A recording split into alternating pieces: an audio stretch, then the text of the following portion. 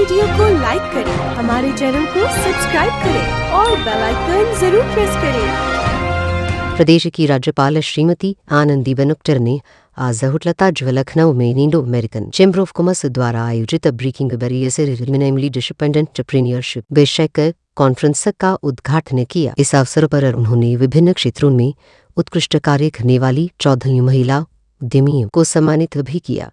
राज्यपाल जी ने सम्मानित महिलाओं की उपलब्धियों की सराहना करते हुए कहा कि उनके कार्य अन्य महिलाओं के लिए प्रेरणा स्रोत हैं। तो भविष्य काशी वाले आए। अब मैंने सोचा है कि दूसरों को मैं आमंत्रित करूं, मिलूं ना मिलूं, लेकिन उनको तो जरूर मिलना है, तो मेरे दरवाजे खुले हैं ऐसे लोगों के लिए। काशी में चर्चा करी, फिर वहां के नियम से मैं बात करी कि उनको बुलाइए और उनके लिए काम करिए। उसने क्या किया पता है आपको? वहां एक भवन जर्जरित था, तो उसने बताया कि मैडम ये ट्रांसजेंडर के लिए ट्रेनिंग सेंटर खड़ा करूंगा और इसके बाद उसको आगे बढ़ाने के लिए प्रयत्न करूंगा। देखिए, कोई एक उंगली पकड़ता है ना, तो धीरे धीरे करके कई लोग आगे आने लगे। एक विचार मेरे मन में ये है कि हम अनाथ बच्चों का तो सेंटर चलाते ही हैं, कोई छोड़ देता है, कोई रास्ते पर फेंक देता है कि नहीं? सेंटर, कई सेंटर है मित्रों ऐसे। तो ऐसे बच्चों को बड़ा करते हैं कि नहीं करते हैं? सरकार काम करती है कि नहीं करती है? तो ट्रांसजेंडर बच्चे जब हॉस्पिटल में उसका जन्म होता है और ऐसे बच्चे जन्म होता है, तो मुझे जोड़ना है, नहीं होना चाहिए। हम वसुधैव कुटुंब की चर्चा करते हैं, वसुधैव कुटुंब के लिए काम करते हैं, तो कहाँ रहा हमारा वसुधैव कुटुंबकम? ऐसे लोगों को आगे बढ़ाने के लिए हमें प्रयास करना पड़ेगा। और इसी वजह से मैं आपके पास भी वही अपेक्षा करती हूँ, एक HPV के लिए आप आगे आइए। बन जाते, दारू पीते हैं, ड्रग्स खाते हैं, लेकिन एक छोटी बच्ची को हम वैक्सीन नहीं दिलवाते। क्या उसका खर्च हम उठा सकते हैं? क्या ऐसी एक दो बच्चियों को आप एडप्ट कर सकते हैं कि मैं वो करूंगी? कानपुर यूनिवर्सिटी ने काम किया, 2 महिलाओं ने 200 बच्चियों को एडप्ट किया और मेरी उपस्थिति में HPV वैक्सीन दिलवाई। क्या ये पुण्य का काम नहीं है? इससे ज्यादा क्या पुण्य मिलने वाला है? हम लोगों को खर्च तो कर रहे हैं 500 रुपया, और इसमें क्या बात है? कितनी बेटियों को आज तक हम लोगों ने जनता के सहयोग से ये वैक्सीन दिलवाई। इधर आप सब बैठे, बड़े बड़े लोग बैठे, शायद 200 लोग होंगे। या आज हम संकल्प करें कि 200 बेटियों को ढूंढ कर हम वैक्सीन दिलवा दें। जो लोग आते हैं मुझे कहा बेटियां कहाँ ढूंढे, मैंने कहा जाओ कस्तूरबा गांधी विद्यालय में जाओ, 100 बेटियां वहां वही उम्र की पढ़ती है, वहां जाकर दिलवा दीजिएगा। आपको ढूंढने की जरूरत है। यदि आप तो मैं भी आपको अभी इनके साथ ही देखा है, इससे पहले नहीं देखे। कि मुझे गवर्नर मैम के मार्गदर्शन में काम करने का मौका मिला और मैंने उनसे बहुत कुछ सीखा है। महिलाओं को कैसे आगे बढ़ाना चाहिए, कैसे उनके लिए क्या काम करना चाहिए। अभी आपने उनके उद्बोधन में देखा भी होगा कि सिर्फ महिलाएं नहीं, वो हर वर्ग के लोगों पर वो एम्फसाइज करती हैं।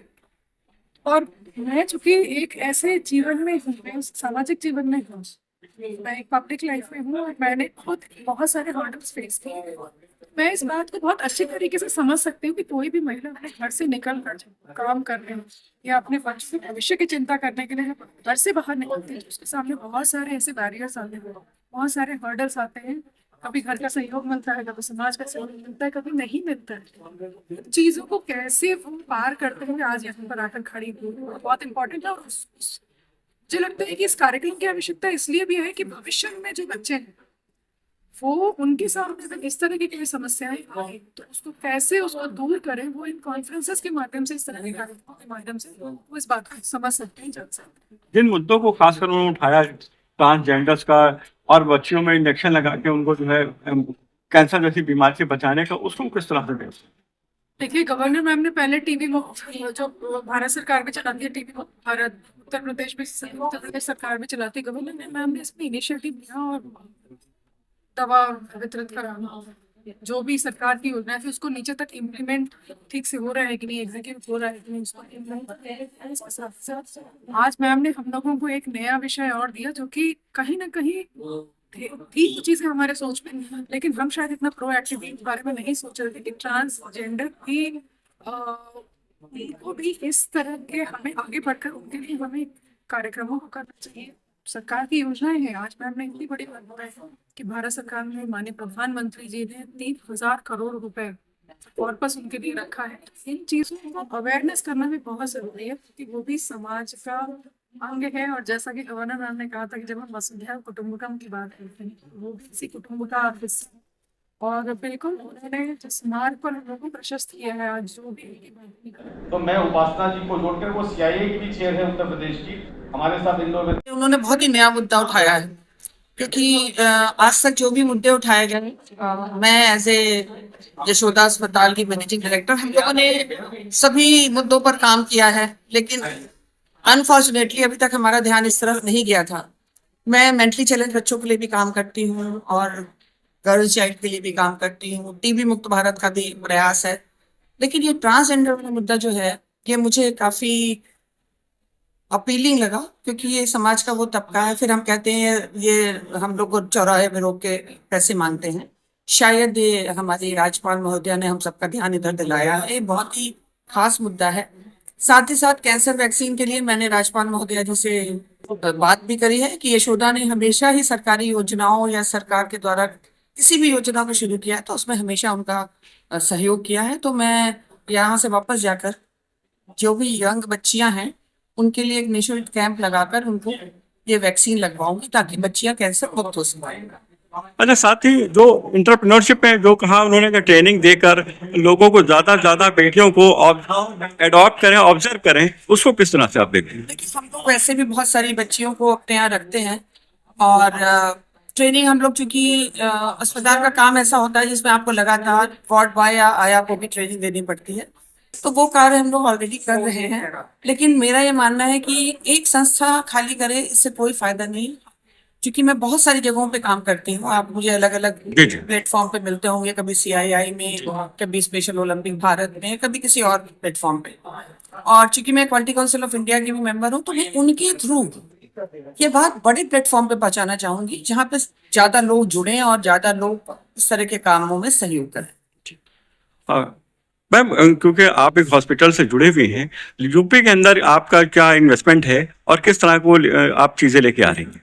देखिए, यूपी में जो सबसे बड़ा अस्पताल अभी हमने बनाया और अभी शुरू किया है, ये सिर्फ उत्तर प्रदेश ही नहीं, नॉर्थ इंडिया की शान माना जाएगा। हमने यशोदा मेडिसिटी के नाम से 1200 बेड का अस्पताल बनाया है, जिसमें कैंसर की वो सभी सुविधाएं हैं जो पूरे विश्व में भी एक साथ इतनी सारी कैंसर की जो रेडिएशन की मशीनें हैं और इतनी अत्याधुनिक नहीं है। तो मेरा मानना है उत्तर प्रदेश हमारा अपना प्रदेश है, जहाँ मैं पैदा हुई, पली बड़ी और आज काम कर रही हूँ। तो मेरा मानना है कि हमें उत्तर प्रदेश, जो ऑलरेडी उत्तम प्रदेश है, इसे बहुत आगे ले जाना है। चूंकि हम लोग मेडिकल वैल्यू ट्रेवल में काम करते हैं, मेरे पास देश विदेश से पेशेंट आते हैं, तो धीरे धीरे ये अस्पताल विश्व के मानचित्र पे होगा। वैसे भी मैं बहुत सारे चैम्बर्स में हूँ, तो भी अमेरिका के जो अमेरिकन एम्बेसी के लोग हैं वो विजिट करके गए, ब्रिटेन एम्बेसी के लोग विजिट करके गए। सभी तरह के लोगों को हम बुला रहे हैं और बता रहे हैं कि कभी भी आप ऐसा ना समझें कि उत्तर प्रदेश किसी भी क्षेत्र में पिछड़ा हुआ है। तो 7 सेवाओं में यशोदा का एक प्रयास है अपने प्रदेश को आगे ले जाने का। आज की तारीख में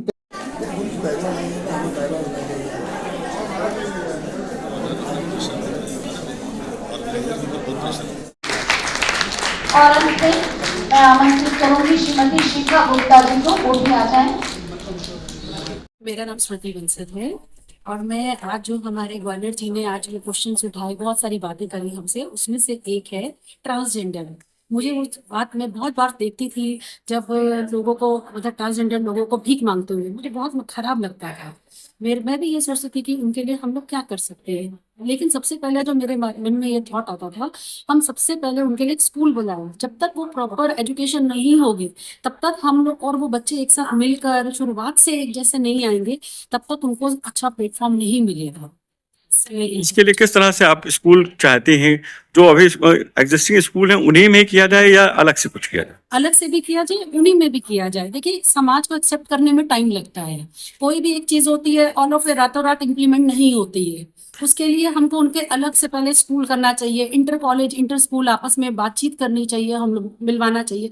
आरक्षण दे रहे हैं, आरक्षण ऐसे बच्चों को देना चाहिए, शिक्षा में भेदभाव नहीं होना चाहिए, ऐसे बच्चों के लिए जरूर आगे लाने के लिए, क्योंकि समाज तभी एक्सेप्ट करेगा जब उसको कानूनी रूप से हम लोग कड़ापन लाकर उस पर लागू कराएंगे, नियम बनाएंगे कि इनको एक्सेप्ट करो।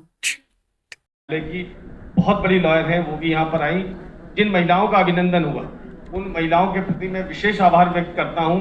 कैरियर की शुरुआत की और लंदन स्कूल से पढ़ाई पूरी करने के बाद लखनऊ में लैक्मे सैलून की 8 शाखाएं खोली और सैकड़ों युवाओं और महिलाओं को प्रशिक्षण देकर उन्हें आत्मनिर्भर बनाया।